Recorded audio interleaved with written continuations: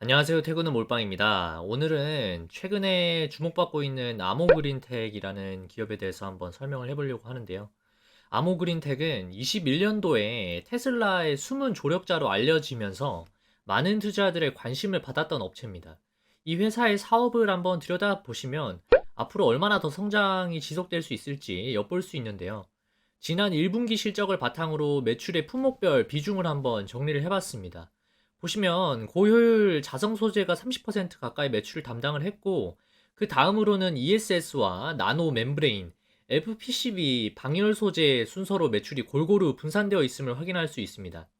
아모그린텍의 성장에 가장 큰 기여를 하는 제품이 바로 이 고효율 자성 소재입니다. 이름부터가 생소하실 텐데 간단하게 설명을 한번 해보도록 하겠습니다. 나노 분말을 본을 떠서 구워서 만들면 덩어리로 성형을 한 것이 바로 자성 분말 코어인데, 이게 고효율 자성 소재의 한 종류입니다.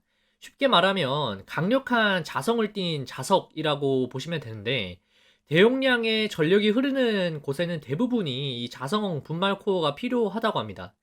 이 제품은 전력을 직류, 교류로 변환시킬 때 에너지 손실을 줄이는 역할을 합니다.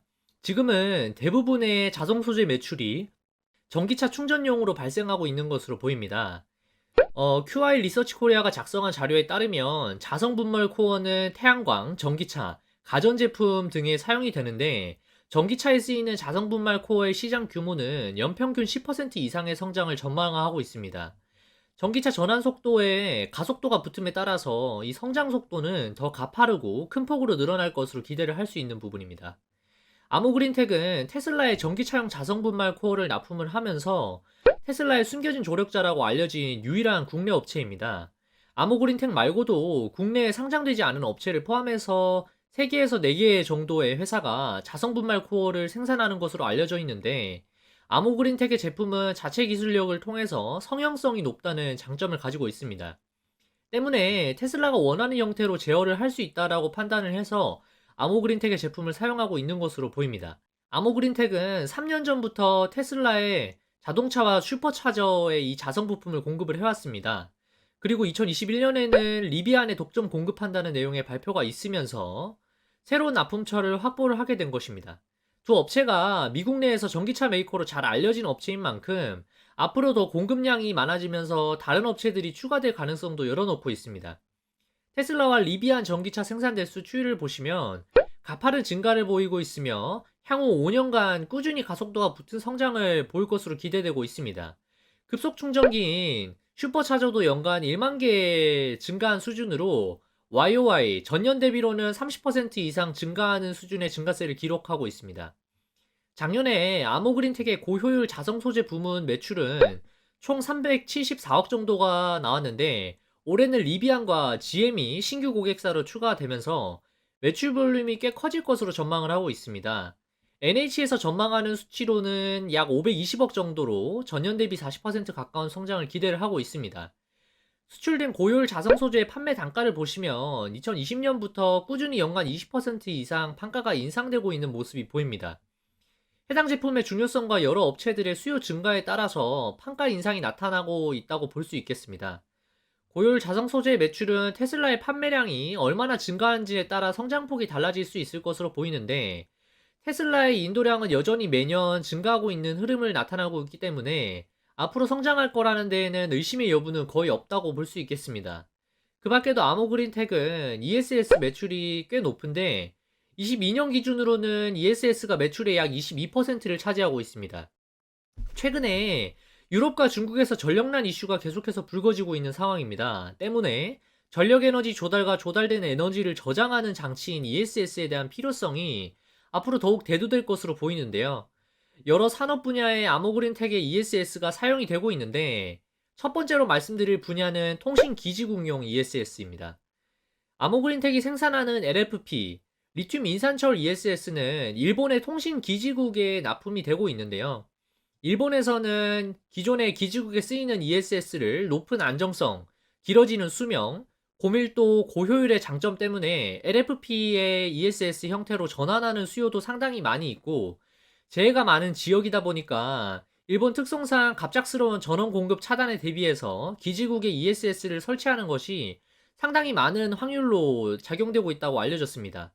때문에 5G 시대에서는 기존 LTE 대비했을 때 기지국이 최소 2배 이상 필요하고, 이에 맞게 ESS의 수요가 늘어날 수밖에 없다라고 볼 수 있겠습니다. 주요 고객사인 일본의 통신사 KDDI의 경우에는 현재 5G 기지국 1만 개 수준에서 22년까지 5만 개, 25년까지는 20만 개를 확보할 계획을 가지고 있기 때문에 ESS의 발주량이 증가할 수 있다라는 기대감이 형성될 수 있는 부분입니다. 그 밖에도 아모그린텍이 생산하는 ESS는 덴마크의 풍력 발전 시스템 기업에 납품이 되고 있습니다. 글로벌 고객사로는 엔드 유저가 베스타스와 지멘스로 알려져 있습니다. 전 세계적으로 풍력 에너지 생산량 확충에 혈안이 되어 있는 미국 정부의 밀어주기식 투자로 풍력 에너지 시장은 가파른 성장을 위해 발전기를 증설하고 있는 상황입니다. 마찬가지로 발전기 설치량이 늘어날수록 ESS의 수요가 늘어날 수 있는 상황이기 때문에 매출 볼륨을 키우는 데 큰 몫을 해줄 것으로 예상을 하고 있습니다.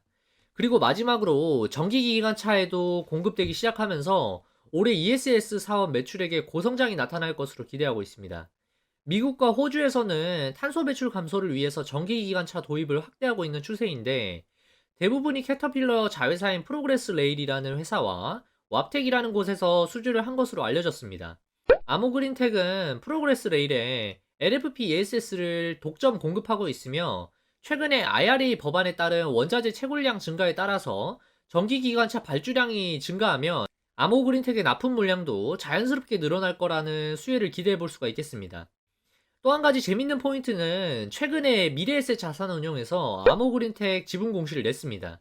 원래 미래에셋 자산운용은 아모그린텍 보유 수량이 많았는데 6월에도 펀드와 고유 자금으로 14,000원대 6.8만 주 정도를 추가 매입을 했고, 이후에 7월까지 여러 차례에 걸쳐서 8.2만 주 정도를 추가 매입했습니다.